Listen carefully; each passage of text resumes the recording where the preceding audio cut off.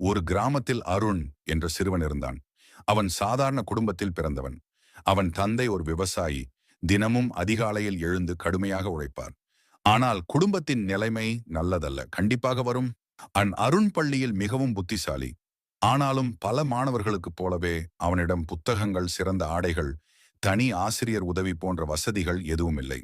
சில நேரங்களில் வயலில் உதவிய பிறகே அவன் பாடங்களை படிப்பான். நண்பர்கள் சிரித்தாலும் அவன் மனம் உடையவில்லை. உயர்ந்த ஆர்வத்துடன் ஒரு நாள் அவனது பள்ளியில் அறிவியல் திட்ட போட்டி அறிவிக்கப்பட்டது.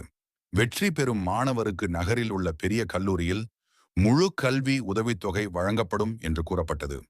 இது அருணின் வாழ்க்கையை மாற்றும் வாய்ப்பு. ஆனால் போட்டிக்கான கருவிகள், பொருட்கள் வாங்க பணம் அவனிடம் இல்லை.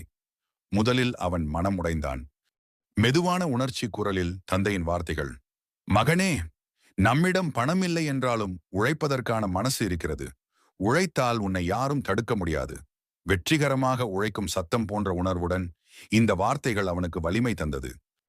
அருண் கிராமத்தில் கிடைக்கும் பழைய இரும்பு, பிளாஸ்டிக், உடைந்த கம்பிகள் எல்லாம் சேர்த்து இரவு பகலாக உழைத்து ஒரு சிறிய சூரிய சக்தி அடிப்படையிலான நீர்பம்பு மாதிரி தயாரித்தான். பெரிய அரங்கம், போட்டி நாள் மாதிரி டோனில் போட்டி நடந்த நாளில் நகரில் இருந்த மாணவர்கள் அனைவரும் விலையுயர்ந்த கருவிகளுடன் வந்தனர். அருணின் மாதிரி எளிமையானதாக இருந்தது. பலர் அதை பார்த்து சிரித்தனர். ஆனால் நீதிபதிகள் கேட்டனர், இதை உருவாக்க எவ்வளவு செலவு? அருணின் தன்னம்பிக்கை குரலில், சார், இதை உருவாக்க நான் எதையும் வாங்கவில்லை. குப்பையிலிருந்து சேகரித்து என் கைகளால் செய்தேன். ஏழை விவசாயிகளுக்கு தண்ணீர் பம்ப் செய்ய உதவும் வகையில் வடிவமைத்தேன். அனைவரும் அசர்ந்து போனார்கள்.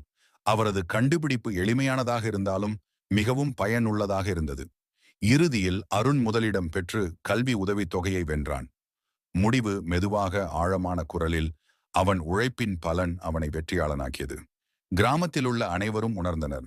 உழைத்தால் உயர்வு, கடின உழைப்பு செய்தால் வாழ்க்கையில் வெற்றி கண்டிப்பாக வரும்.